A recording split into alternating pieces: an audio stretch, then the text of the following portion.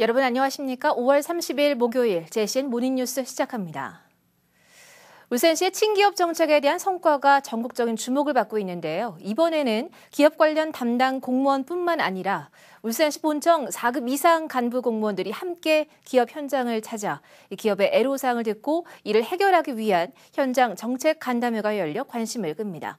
전우수 기자가 보도합니다.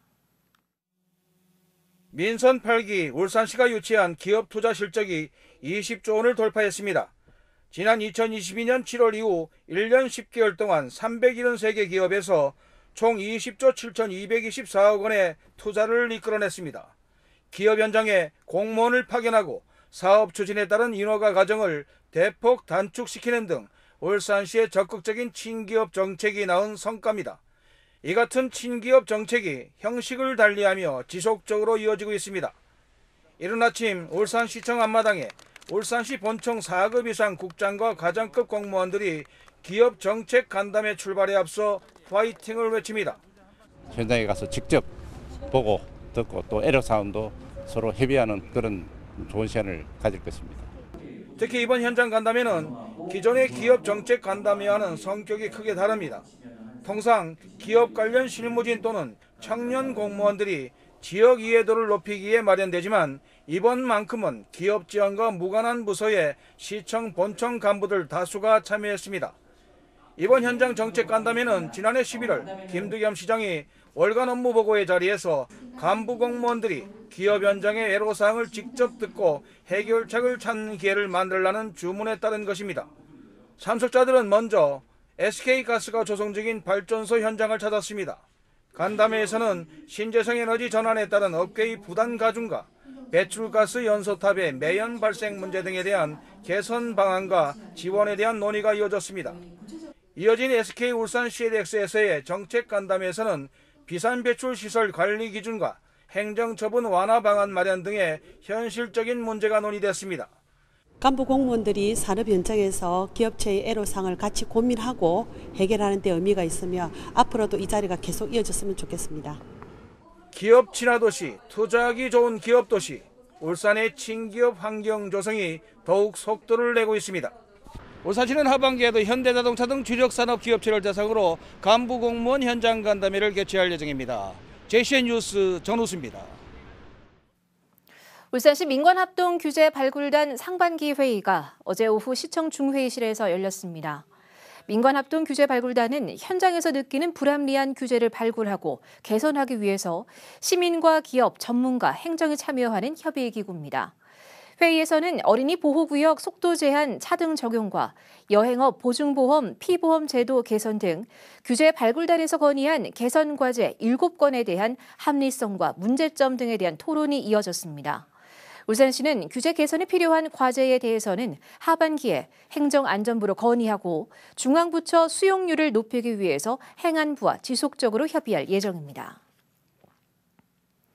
국민의힘 김기현 의원이 지난 총선 자신의 핵심 공약이었던 KTX 산천 태화강력 유치를 위해서 어제 국회에서 백원구 국토교통부 제2차관을 비롯한 국토부 관계자들과 면담을 갖는 등 KTX 산천 태화강력 정차 추진에 적극 나서고 있습니다.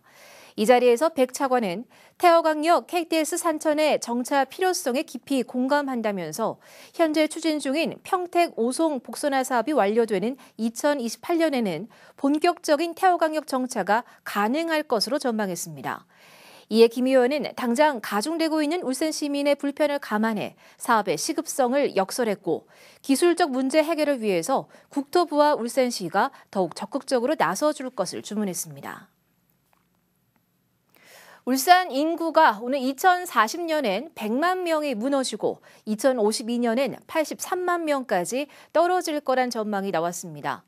통계청이 발표한 장래 인구 추계 시도편에 따르면 28년 후 울산 인구는 현재보다 약 25% 감소한 80만 명대로 떨어지고 생산 연령 인구는 81만 명에서 절반가량 줄어 41만 명이 될 걸로 예상됐습니다.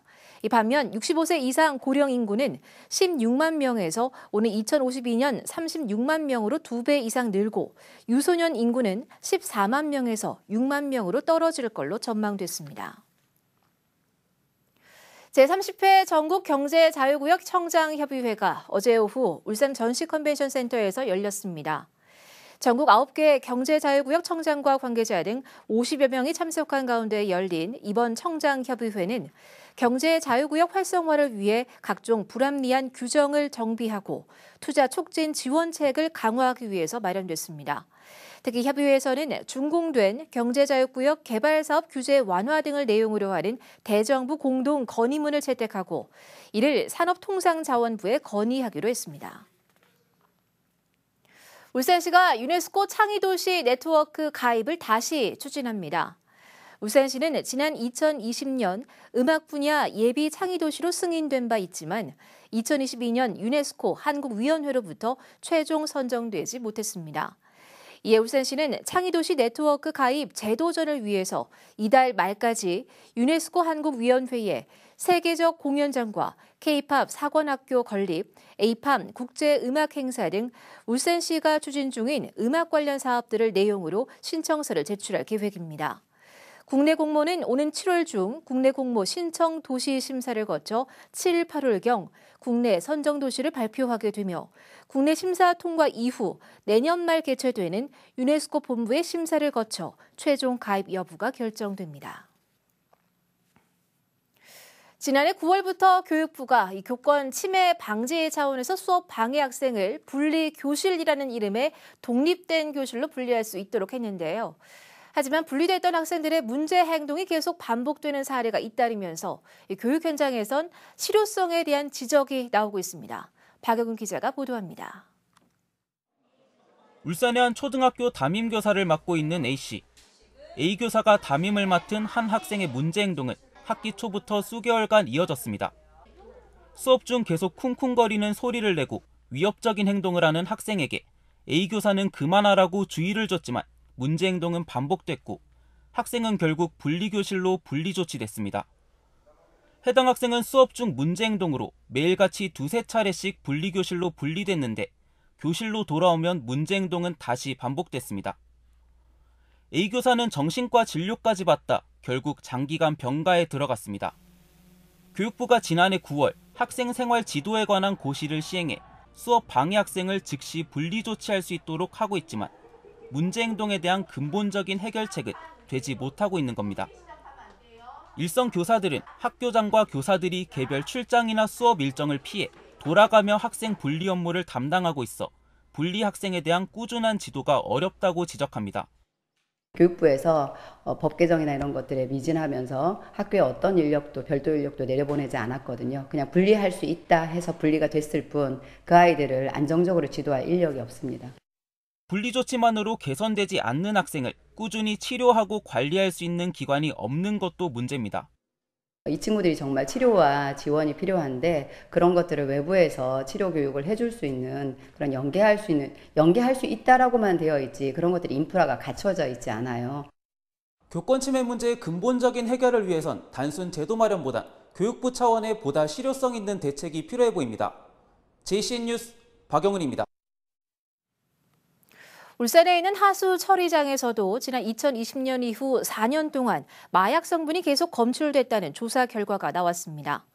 식품의약품안전처는 어제 4년 동안 전국 57곳의 하수 처리장에서 시료를 채취해 잔류 마약류를 분석한 결과 모든 하수 처리장에서 마약이 검출됐으며 울산 2곳의 하수 처리장에서도 필로폰과 암페타민, 엑스터시 성분이 계속 검출됐다고 밝혔습니다. 식약처는 앞으로 자주 검출되는 물질을 분석해 신종 마약 물질도 추가해 탐지할 예정입니다. 울산시 교육청이 지속적인 교사 정원 감축 상황 등의 문제로 일선 학교의 수석교사 확충은 어렵다는 입장을 밝혔습니다. 울산시 교육청은 울산의 수석교사 비율은 교원수 대비 전국 평균인 0.2%와 동일한 수준이라면서 지속적인 교사 정원 감축 상황에서 별도 정원 배정 없는 수석교사 신규 선발은 일반 교사 정원 감축으로 이어지고 수업 시수에 부담이 될 수 있어 현실적으로 어렵다고 설명했습니다. 한편 이성용 시의원은 최근 시교육청에 대한 서면 질문에서 교육부가 지난 2012년부터 수석교사 제도를 운영하고 있지만 울산시 교육청은 2016년부터 2024년까지 단 한 명의 수석교사도 신규로 선발하지 않고 있다고 지적했습니다. 산림 면적이 넓은 울산의 특성을 반영해 울산에도 목재 산업 활성화 정책이 마련돼야 한다는 주장이 나왔습니다.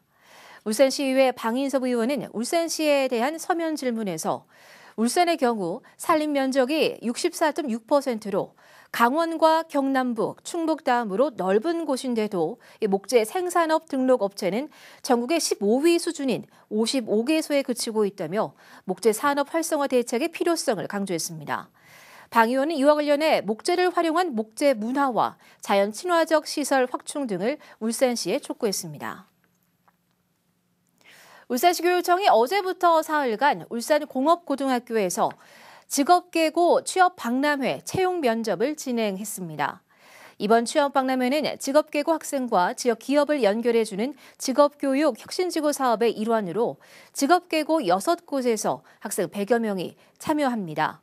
취업박람회에서는 자동차와 화학 등 주요 산업 분야의 지역기업 26곳이 참여해 지역학생 60명 이상을 채용할 계획이며 채용이 확정된 학생들은 교육과 기업별 현장 실습을 거쳐 취업하게 됩니다.